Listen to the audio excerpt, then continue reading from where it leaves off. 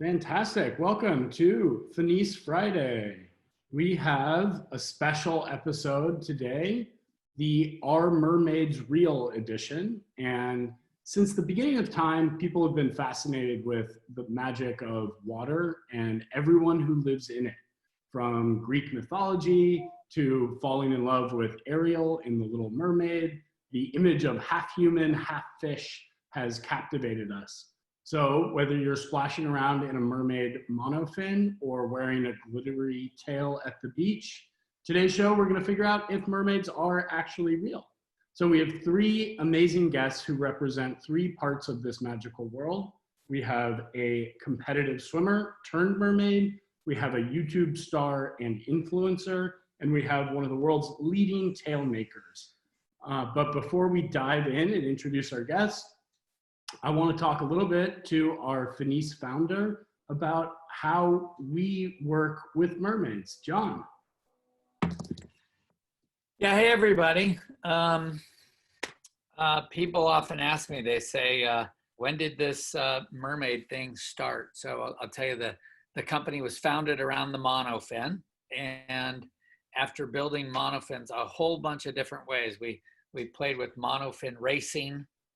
And then after monofin racing, we went to, using monofins for swimmers as athletes. And then we went from that to a plastic monofin where we said, hey, let's just make them for fun and entertainment in the pools. And then my wife took our original wave monofin and she said to me, I think there's far more kids that would enjoy being a mermaid than you're ever going to find in the world of competitive swimming. And she took that wave monofin and she drew in pen this little shape on it, and we cut it out with an X-Acto knife. And she said, I think you should do a monofin like this. It looks like a mermaid fin. And it looked pretty obvious. I think she was right. So we said, you know what? Yeah, let's make a mermaid fin. And that's when we made the very first mermaid fin. And the first kids that we put on it, they didn't even have a pool. They were just flopping around on the carpet and on the grass going like, oh my God, I'm a mermaid. And then we knew that we had something. Here's the truth. Mermaid fins are bigger than monofins. There are way more mermaid users than monofin users in the world. So it's really fun, and I'm happy to have the guests we have today, and I hope we get a chance to learn something. Fantastic. Thanks, John. So with that, I want to do a quick round of introductions and ask our guests how they first got into mermaiding. But right after that, I want everyone to get ready, and because we're going to do a breakout session. So we're going to send everyone into their own room with 5 people, and you're going to introduce yourself and tell why you're interested in mermaids. And it's supposed to be fun and engaging. If you don't want to participate, you don't have to, but it's a great way to connect with someone in a different part of the world. I know we have people from all over here because this is truly a global phenomenon. So with that, everyone get ready. First up, I want to introduce Merle, who is a competitive swimmer, who is also a motivational speaker. She runs mermaid clinics. She's an advocate for the environment. And she's also a world record holder, Guinness World Record holder. Merle, I believe you're the only person to ever swim a 10K with a mermaid tail on. Is that true? Yeah, that's true. Welcome to the show, Merle. How are you? Thank you for having me. Great. So maybe you can kick us off and very quickly just tell us at a high level how you first discovered your interest in mermaids. Well, when I moved to America from Estonia, my first nickname was Estonian Mermaid. So it kind of grew into me, but I think I grew up training in Estonia with monofins, and I was always fascinated about that body movement, that kind of dolphin fish looking movement. And I always wanted to be like more than just a swimmer, and I always, in my head, I was thinking I'm a mermaid, but it's like never clicked to me until I met John Mex, and when he sent me the first prototype of mermaid fin, what I actually took to the ice cold water, I realized that, you know, being competitive swimmer can be way more fun if you engage practices with the mermaid fin. Fantastic. I love that story, and you've been such a great brand ambassador for FINIS. So thank you for that. So next up, I want to introduce Mermaid Courtney, who is a influencer. She's a digital artist. She's a mermaid nutrition coach, and she also makes her own tails. Courtney, welcome to the show. Thank you so much for having me, you guys. Absolutely. So how did you first get into mermaids, Courtney? Oh gosh, the whole mermaid thing started so long ago. What happened there? There we go. Happened so long ago. It started off when I was a kid, and like so many, it was all about Splash and the Little Mermaid and working to find a way to make mermaiding part of my life. It's very art-based for me, and of course about spending time in the water as well, and just sort of about a lifestyle overall. Fantastic. I love that. And Courtney, you have such a tremendous following on YouTube, and I think a lot of your followers use you to kind of dive into this crazy world and learn more about it and get their start hearing from you on YouTube. That's fantastic. So our third guest is Abby Roberts, who really is one of the world's leading tail makers, and anyone who has kind of been around this community for long enough has heard of Finfolk Productions. And so we're just thrilled she took time out of her busy day making tails to come on the show. So welcome, Abby. Hi, thank you so much for having me. Absolutely. How did you get involved with mermaids? Tell us your origin story of Finfolk. Yeah, it's a really interesting story. My sister and I were both in school for various fine art degrees. I was in school for costuming, and we both worked out at the Renaissance Festival in Minnesota just for a summer job, summer hobby. And in 2012 was the first season they decided they wanted to do a mermaid attraction. And so our creative director put out a call for mermaid tails, and I wrote him back. I said, I can sew anything you want, you know, just let me know. And he came back and he said, oh, well, we want these silicone, realistic, you know, looking mermaid tails. And I was, you know, at first it was like, oh, I can't help you. I've never done that kind of work before. I'd never worked in casting and mold making. And then I took my sister in on the project. We're identical twin sisters. We grew up always doing art projects together all the time. And I brought her on board, and we went to a production meeting, and the rest is history. They gave us, you know, money to do the first prototype tails, and we built 5 tails in her garage that summer in 2012. And from there, we had, within the next 6 to 9 months, we had people telling us that, oh, there are these mermaid forums online that are talking about you guys. And we didn't even know that as an industry it existed. And even back then it was, you know, it was alive, but it was a lot smaller than it is now. And so we found out about it. We had people that were interested in placing orders, and we ran with it. We've been doing it full time ever since. That's great. I love that story. That's amazing. And it's such a big market, and it feels like it's growing. Is that true? Absolutely. I mean, it's crazy the changes we've seen just in the last 1 to 3 years. I mean, when Brent and I got into this industry, it was a lot of people just buying whatever custom tails were out there. You know, it was much smaller. It was a lot more underground. And since then, I mean, in the last couple of years, you know, we had our fabric tail line, which really opened up the industry to a lot of people, because a lot of the tails that are being built or were being built before, you know, were these, you know, medical grade silicone, very expensive, very personalized to have made. And so it was an industry that a lot of people, I think, wanted to be a part of and were interested in, but it wasn't accessible to everybody. So when we did our fabric tails and things like that, you know, that was one of our main goals, was to open it up to more people. So it's definitely grown a lot, and you see it a lot more in pop culture and mainstream media. It's gotten huge the last couple of years. That's great. I love that. So I think what's so neat is it really connects a lot of different communities. You have kids who love splashing around and pretending to be mermaids, but you also have coaches who are using mermaid as a theme to get kids into the water, to introduce them to the water, and it is exercise. And so we have an interesting cross-section here today And what I'd like to do, associate producer Clark is going to put us all into a breakout room.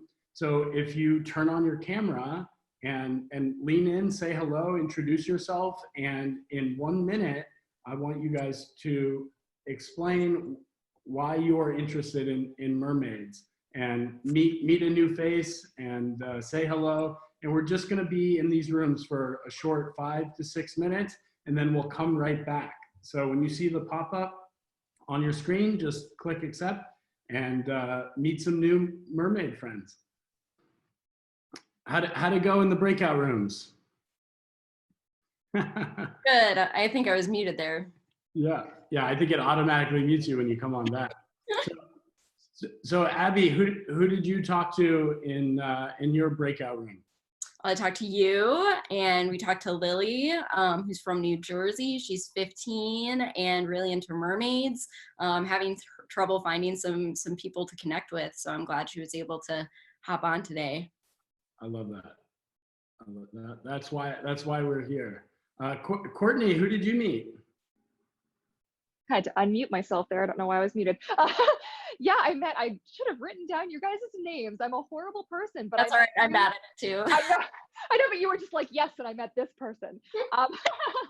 But no, I met 3 lovely individuals, 2 master swimmers, and another mermaid actually from Finland. So that was pretty cool, and getting to hear a little bit about people just sort of curious about mermaiding and experiencing it in a different way.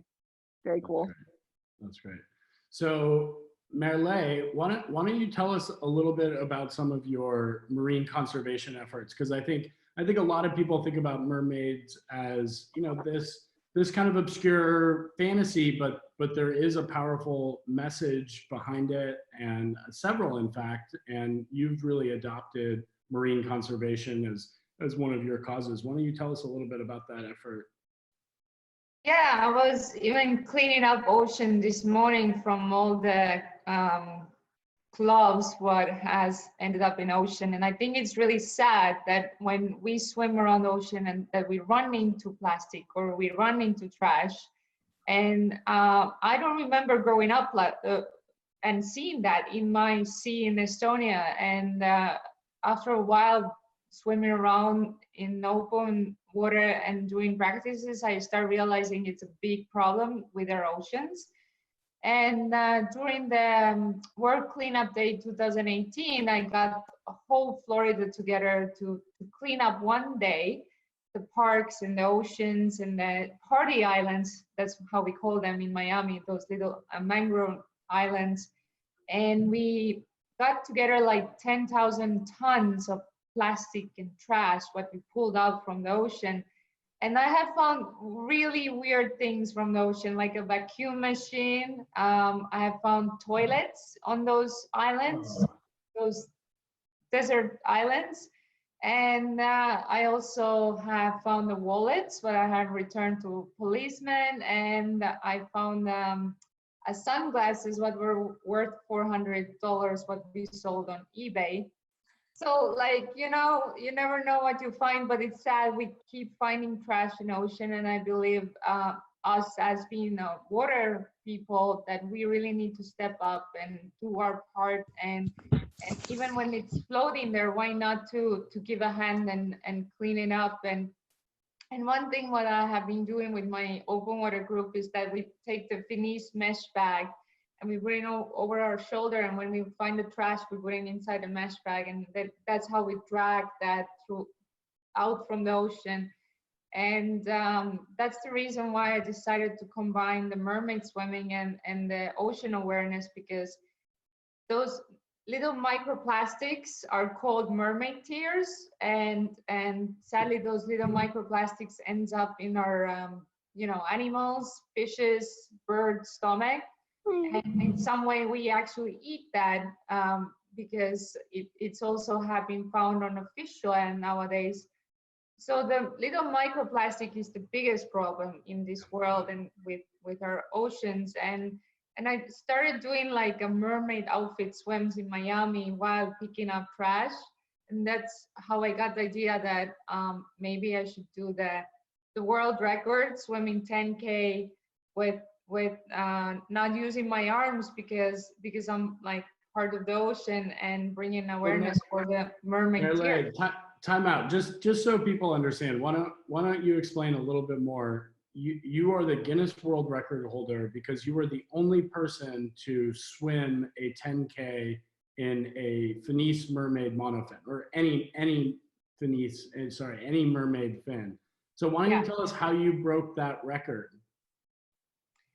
Well, I was invited to Los Angeles Olympic test event, and I thought, you know, open water actually is, you know, that when our oceans are messed up, open water sport is getting affected.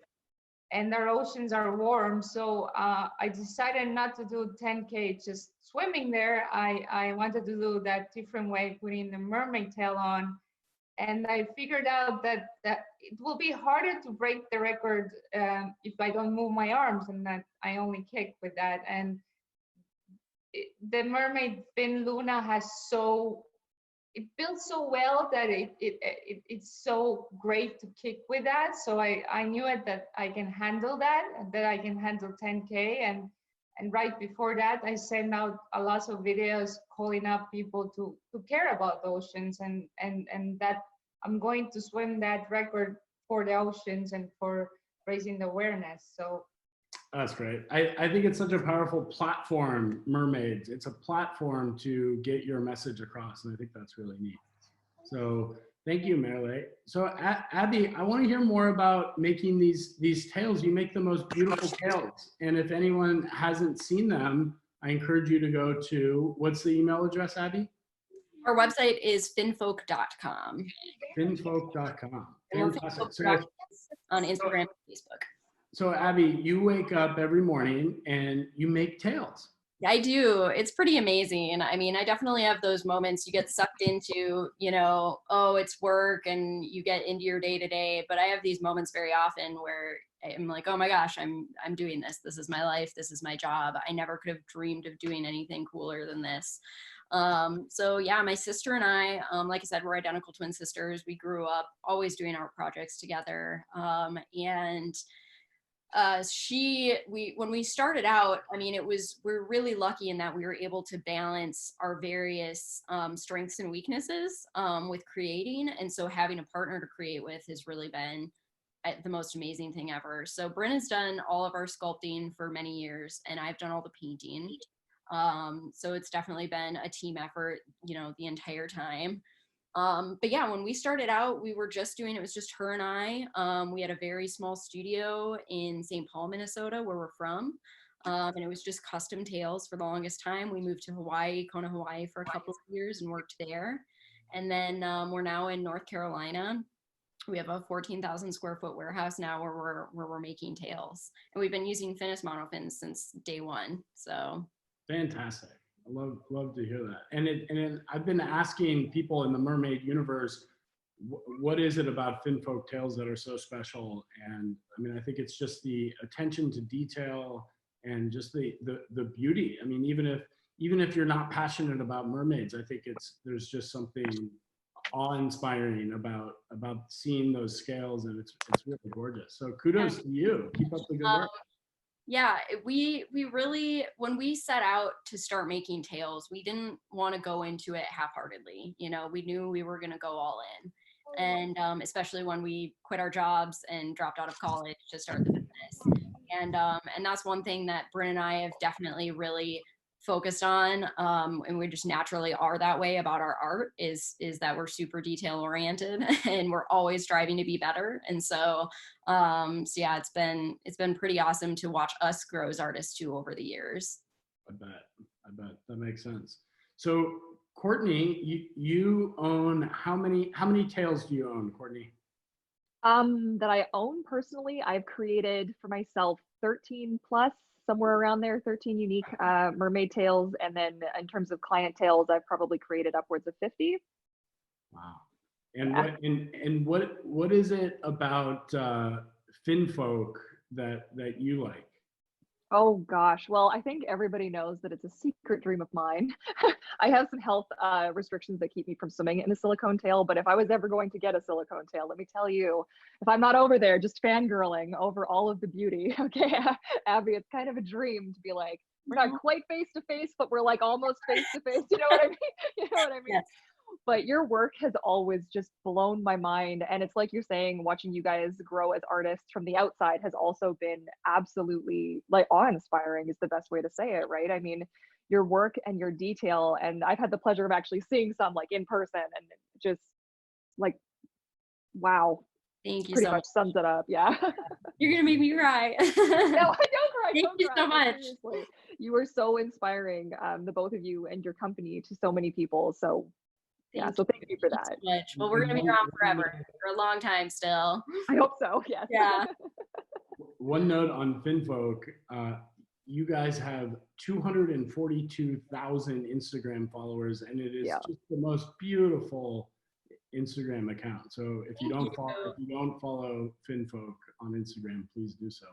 So Courtney, I want to ask you, you are a fin connoisseur. And a lot of what you do is talk about the different fins and help give people advice, and YouTube is your primary channel. Why don't you tell us about what are some of your favorite fins and why?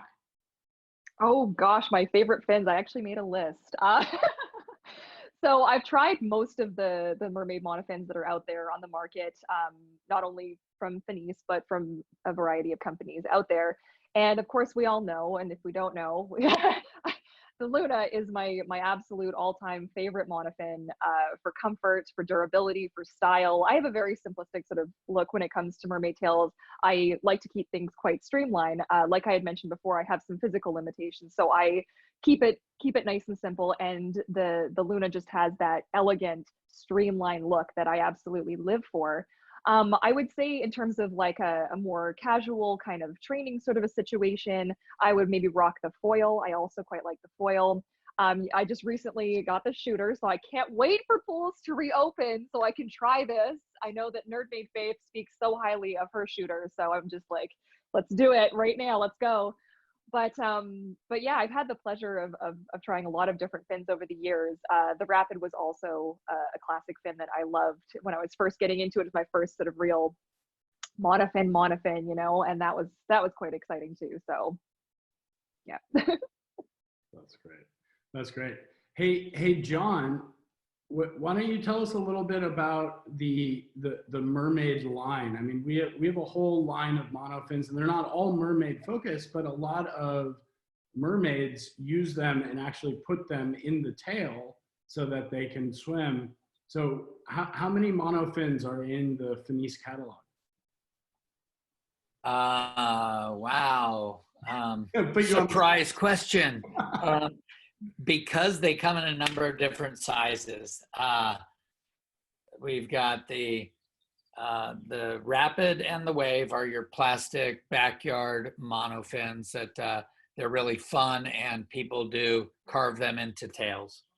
And then what would truly look in the shape of a mermaid would be there was the original mermaid fin, and now there's one called the dream fin, and the Luna.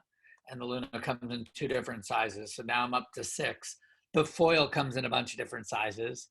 You've got your shooter, your trainer 1, your competitor. So it sounds to me like we're upward of about 12 different fins. And then the Evo, so 13 different fins. I think what's fortunate for us is the vast number of mermaids out there that'll get creative in their own way, right? So Abby has found an art of adopting some of the tails they make to a couple of the different form factors we make.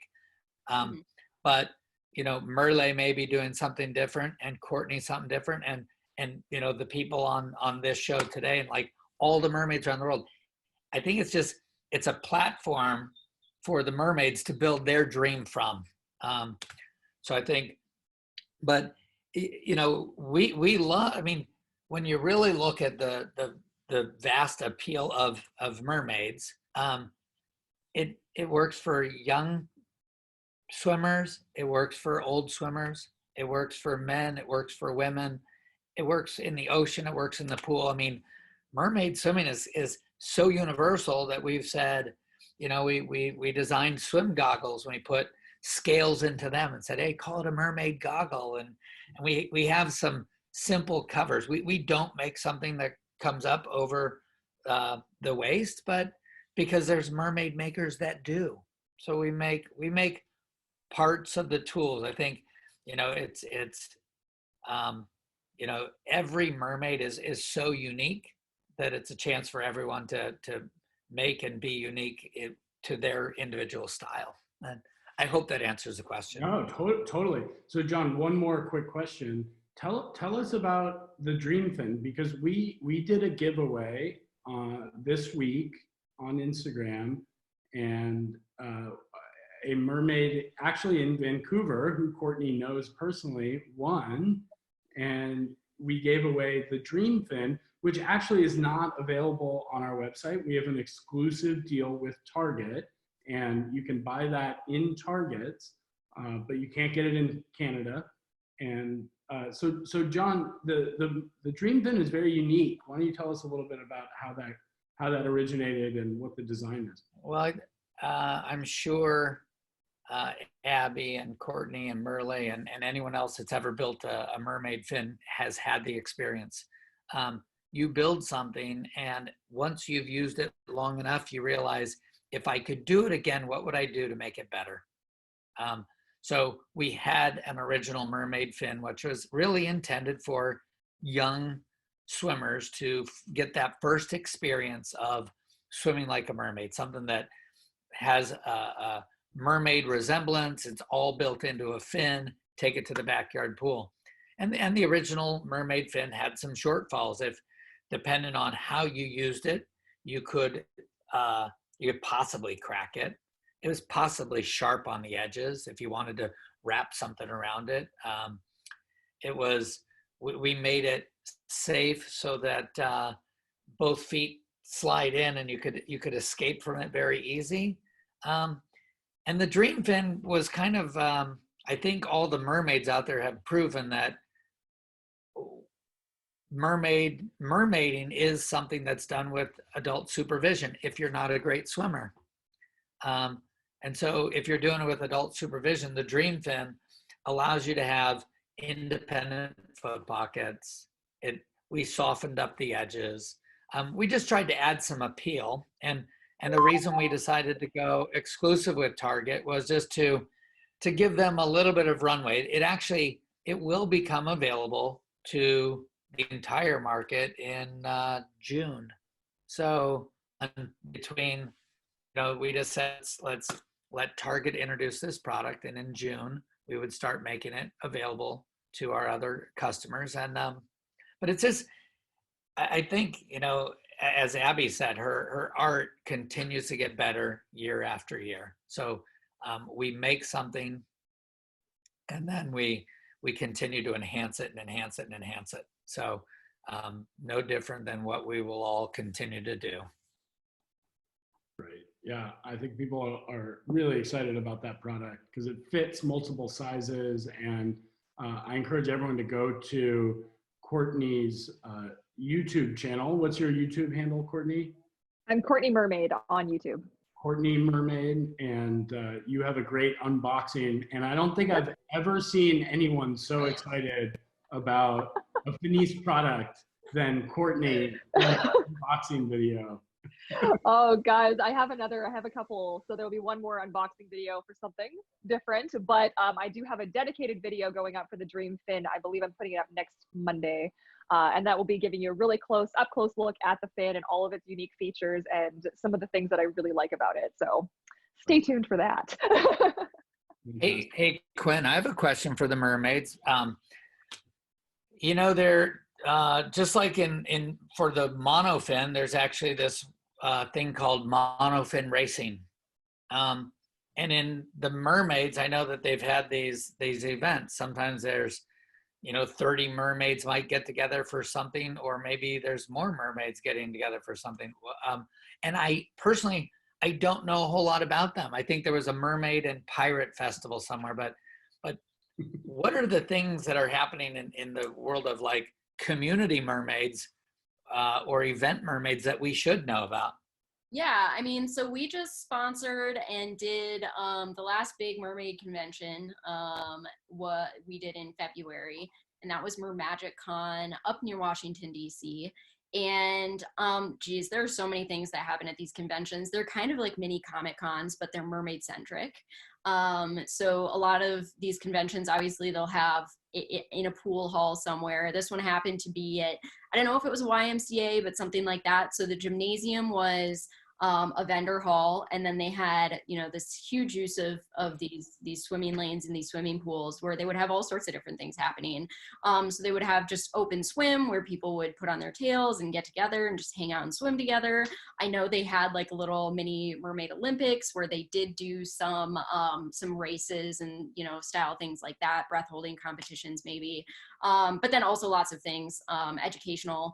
In terms of, you know, starting a mermaid company, you know, free diving. There are a lot of mermaids that are very interested seriously in free diving because that it's going to help your performance. It's going to help, you know, your overall ability to swim and do what it is that you want to do, whether you're performing or just doing it as a hobby. So there's really so many things that happen at those conventions, whether it's for the people that are serious performers or the people that are just hobbyists. Great. John, we'll have to go to one of these mermaid conventions. You should. You guys should. I'm sure they would love to have you. We'll be at that one next year. So, you know, assuming everything's on.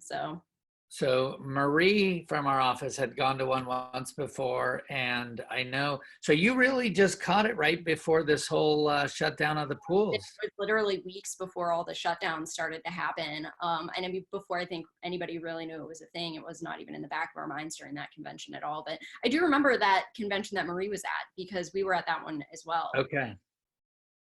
Fantastic.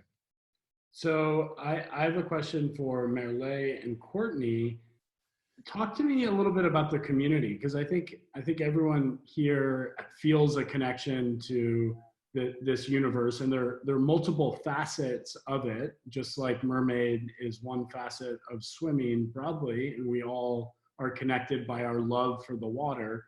But what are the different kind of factions within the mermaid community, and what are the kind of core messages and tenets of each of them? Courtney, why don't you start? Yeah, for sure. So mermaiding as a general, I guess we all, you know, the mermaiding community is such a broad, like it's grown so much. I mean, I got sort of involved in it in about 2011. I kind of discovered like, oh, this is a thing. There's mermaids all over the world. Like, it's not just me. What is this? But it kind of gets broken down as like a global kind of, we call it pods, basically, your mermaid pod, your mermaid family, like who you sort of belong to, right? And it gets down so small as like to say that you have the mermaids in sort of either your province or your state where you live, and then maybe in your city, and then maybe the local people that you like to swim with and spend time with. And then there's also all the wonderful people that you meet online. So your online community as well is a large part, because a lot of people will find that they don't actually have in their area necessarily that they're aware of other people to swim with or to spend time with. So I think that the online community itself is a really important part of the mermaid experience as a whole, and it's also a way to sort of share knowledge and that kind of thing. But in terms of like the different kinds of communities within the community, there's the people who do this more obviously professionally versus the hobbyist mermaids, or people who do this from the artistic side of it versus doing this, you know, in a more like, if you want to call it like a scientific kind of a way per se. But there's also mermaids who look at this for the impact that we all have on the environment globally. And so there's a lot of different areas that contribute to the mermaid community. That's great. So Merle, you work with a lot of kids, and I think kids obviously are in love with mermaids, and you use that to get them excited about swimming, which is wonderful. Yes. Tell us about those clinics. Yeah. So like, I have been mostly advocate to get people into swimming, not seeing them walking away. And lots of kids sometimes didn't want to go to the pool or get the swimming lessons because the water is too cold and it's too wet. But it's just like when you say to them, hey, come and see what the mermaid does, they right away will run to your class or whatever you are organizing, because they want to figure out what is mermaid, you know, all the mystery around it. And I have been finding an amazing way to engage, basically learning to swim program to engage with the mermaid swimming. And I also have been really discovering there's so many girls who sometimes might be afraid to go to the pool, or you know, it comes down a lot that when we are growing up, we are not, you know, so we have so many insecurities with our bodies and how we look like. And with the mermaid swimming, you find people who taking that step, and it's like the first way how they can be okay with themselves and even embrace themselves, putting, you know, the mermaid tail on and even mermaid makeup on and living this mermaid dream. Because honestly, it doesn't matter what shape or size you are or what color is your eye or hair, just come and follow your dreams in the water and learn to become the mermaid on the way and make friends and make communities. Because I mean, if you think about mermaid swimming is like learning to be a superhero. You're learning to swim. You're learning to swim something where your feet are together, and it's not easy. And as we know, actually, it's a way better workout than just swimming up and back. And just seeing that spark from the kids have been really motivating me to do what I do. But I have to say that who motivated me the most was an autistic girl who didn't want to go to swimming lesson at all. And her mom came to me and asked me, I was selling the mermaid tails on a competition, and was asking me if I will take her to the pool with the mermaid tail. And you know, with the autistic kids, you have to learn different way how to speak with them. But I realized when you put the mermaid tail on, you speak the same language. It doesn't matter who you are, where are you from, you speak in the same language, and they know what is a mermaid, they know what is Ariel, and that fascinates them. And if this is the way how we can get kids more to pool, then I really would like to recommend every coach to consider that. That's great. And especially with the significance of, you know, we call it the fifth stroke, which Yes. becomes so much more important in swimming. And coaches can use that as a tool to educate young kids and get them excited about learning, you know, what has become one of the most important aspects of swimming technique. So I love that, Marilyns. Yeah. I want to make a point on here that often we think about mermaids as a female mermaid putting tail on, swimming around.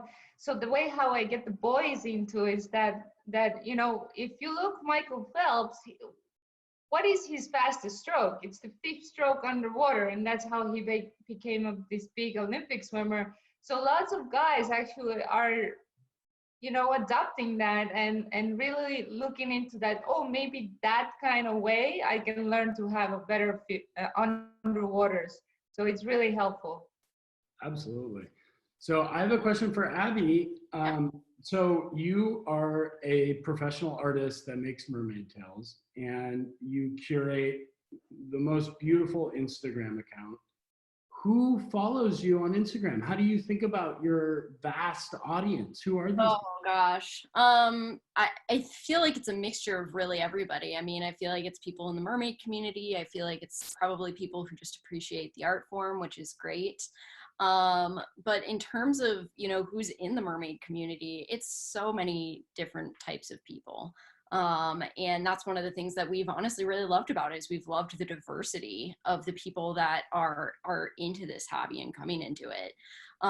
So yeah, I mean, we have all sorts of people, and I mean, Bryn and I, we're very genuine, down to earth, and we like to reflect that, you know, in our social media. So I mean, everything that you see on our social media, it's come from me or Bryn directly. We don't have a social media manager or anything, but you know, I think that's just because we're very passionate about the industry. We're really passionate about what we do and about our art, and so we're the ones that are always kind of curating that. And I think that speaks to people. Yeah, well, kudos to you. It's really, really impressive. Thank So we have I have a question, and it might be more of a general question for the audience. But are there more mermaid movies or more mermaid TV shows that we are going to be seeing during these next 2020 or I think so. I think so, absolutely. I mean, I think we're already seeing that. You know, there's Siren on Freeform that's come out, and Siren is actually one that they've very specifically reached out to this mermaid community. I mean, they've very, very specifically advertised to that market, so they know that it exists and they know that it's here. And then you have Disney with their live action Little Mermaid remake. I mean, I think absolutely, because so many of the people that are in the community already, they're people that fell in love with it or wanted to try it because they grew up on Splash or they grew up on The Little Mermaid. And so I think we're definitely going to see that reflected in media. And I think we already have, like I said, with like the Siren Freeform show, because they do competitions and they really invite this community in. So. I mean, mermaids have been in popular culture forever, and it comes in these waves, and I feel like we're seeing a resurgence right now. Yeah, Why does everyone type in to the chat window, you know, some movies or TV shows or other content that you're watching related to mermaids? I'd love to see what people are watching. That'd be really neat. And just on that, Courtney, what are you seeing out there? Oh gosh, there's so much content out there now, and I'm currently enjoying Siren, and just got the ding. There's a new episode for me to watch later today. I'm very excited. But yeah, I agree that as the community grows and as the content catering towards this community is going to also continue to grow, and you see more books out there. There's new books coming out all the time that people are sending me, like, hey, can you check this out, or can you do a review on this or whatnot? And you can just imagine a lot of these, the really good ones are going to get turned into something one day. And I think it's just, as we also become more aware of our environment and some of the things going on, I do see it continuing to grow as well. Yeah, one of my student actually is on an Amazon movie called Mermaids. Her name is Cookie. She was 52 when she took a lesson from me. She never knew how to dive in, but she got married on a mermaid outfit, and her movie is pretty popular. Wow. Yeah, that's amazing. That's great. So I want to start to wrap up a little bit, but I want to close with from Courtney, Merle, Abby, what is your advice for people just kind of getting into this world? I mean, maybe they have a kind of affinity for mermaids. They love swimming. They love the water. For me, I grew up having a crush on Ariel, and it's in you, deep in you. You like feel this like connection to the water and to mermaids, and there's something just inherently fascinating about it. But I think people don't really know how to explore that passion. And just like any interest, there is community, and there are things you can do, and you can just go down a really deep rabbit hole. But where do you start? Courtney, you want to start?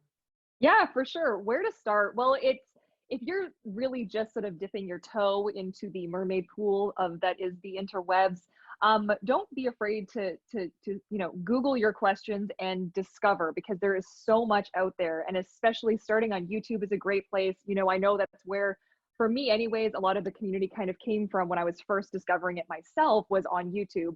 And, creators like myself, Nerd Maid Faith, the Mermaid Seamstress, there's a few of us out there who aim to put out content for people, just sort of looking to figure out, like, okay, well, what monofin should I use? Because all of these things, what kind of tail should I use? What kind of monofin should I use? What kind of mermaid should I be? Figuring out your mersona, which is kind of sort of your mermaid representation of yourself.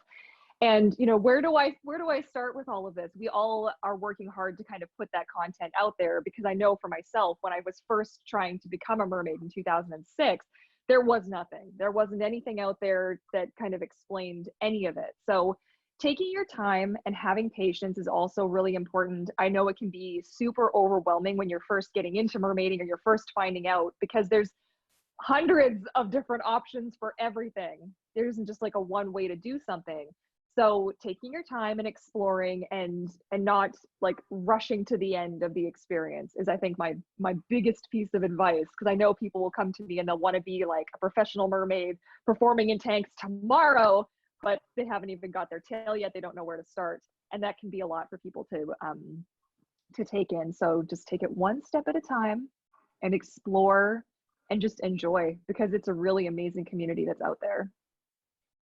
That's great, Courtney. And the correct answer though was buy a Luna monofin. Okay, yes. Well, hey, have you met me? Like, if I could have I Heart Luna or I Luna, like everybody, it would. I breathe. I've got two of them. You can't see it because I got the background, but I got one up on the wall here. I got another one here. I bought one for my mom. My mom loves it. So Luna everywhere. And we'll send around a promo code for a discount on the Luna to all the attendees here, because it really is such a staple and really 100%. Yeah. So Merle, what's your advice for someone going down the mermaid rabbit hole? Well, I have to say Luna is making every kid to swim perfect mermaid and butterfly cake. So everybody should get Luna. But what I learned while I was doing Good Morning America TV show, one mermaid told me something what sticks with me is that if you don't know how, believe and you will. And it's always, we all have these goals and we sometimes don't know where to start, and we feel like, oh my God, I don't fit in this world. Everybody fits in this world. You have to believe into yourself, and you have to be okay who you are and what you want to do, because honestly, Mermaids doesn't lose sleep over shrimp opinion. And the thing is that there is so much ways how you can start, because internet is one of the way how you can connect with your community, maybe even find mermaid teachers, and maybe even gather together with your friends who have this secret fascination and call up the main mermaid.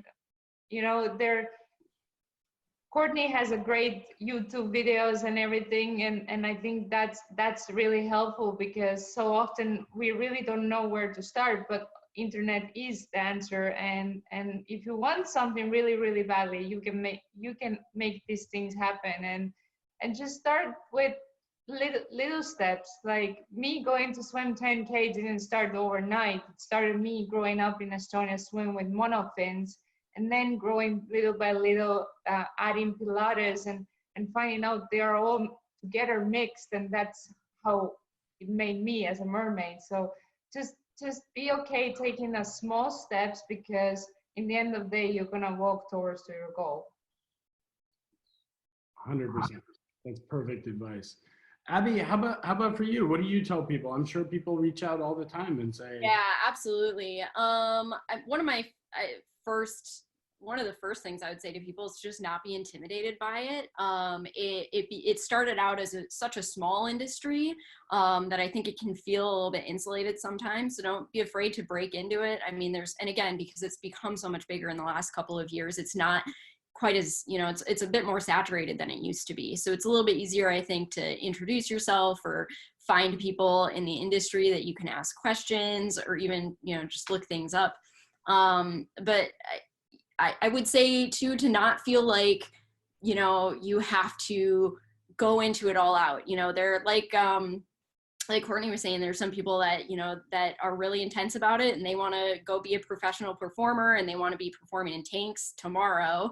But there are so many people in this industry, and I really like to highlight the fact that there's so many quote unquote normal people in this industry, everyday people that just like to do it for fun sometimes, that you don't have to come in, guns blazing necessarily. You can get a single tail and swim around in your pool at home, or sit in the bathtub with it, So I think to not be intimidated by it, it's a very interesting industry to people who aren't a part of it or who haven't heard of it. But there are a lot of friendly people here. And I think that, it's something that has brought about so many positive things to, I think, everybody here who's in it. One of my best friends was one of our first international clients. She was just in my sister's wedding, and we're going to be in her wedding in November. You know, some of the best friends I've made have been in this industry. And I really think that, you know, you can be as a part of it or, you know, enjoy it in whatever amount and at whatever level that you want to. Perfect answer. So if there are any final questions, write them in here. But the big question that we posed at the beginning of the show: are mermaids real? What do we think?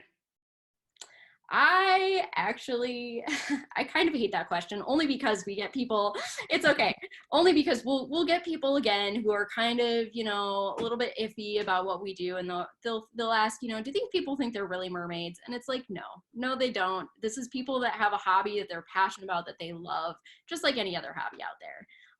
So I think that there are real mermaids in the sense that this community is very real. It's full of some very amazing, genuine, talented people. So I would say yes, even though I get that question a lot from people who don't understand the community or want to, you know, paint it kind of with a brush to this is a community full of weird people that think they're mermaids, when that's not what it is at all. At least not to me. It's a bunch of people that really share a passion for something that's very imaginative and escapist. It's a phenomenal answer, really, just because I think a lot of people, you know, you can take it to an extreme and it's really fun, but that might be off-putting for newcomers. Yeah. In some ways. But also the fantasy is real, and some people really enjoy pretending to be mermaids, and that's awesome. I mean, it's really fun. I mean, that is part of the fascination. I know Merle will look you straight in the eye and say, I am a mermaid, and I believe it because she believes it.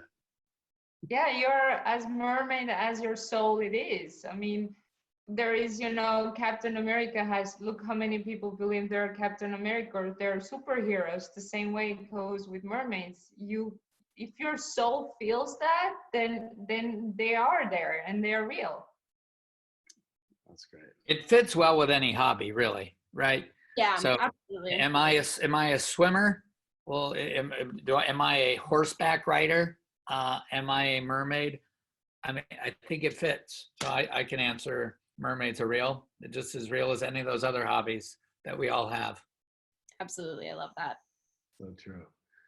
All right, mermaids. Well, I think we're going to wrap for the day. I want to thank everyone, especially our guests, Courtney, Abby, Merle. You guys are fantastic. Thanks for taking time out of your busy mermaid lives to come and chat with the community. We will send an email with a discount code for the Luna and some additional show notes. And go swim in a monofin today. Get out there, guys. Awesome. Thank you guys so much for having us. Thank you. Yeah, thank you so much. That was a lot of fun. Have a great weekend, everybody. Keep swimming. Happy FINIS Yes, Friday. happy swimming. Happy swimming. Bye, guys. Bye.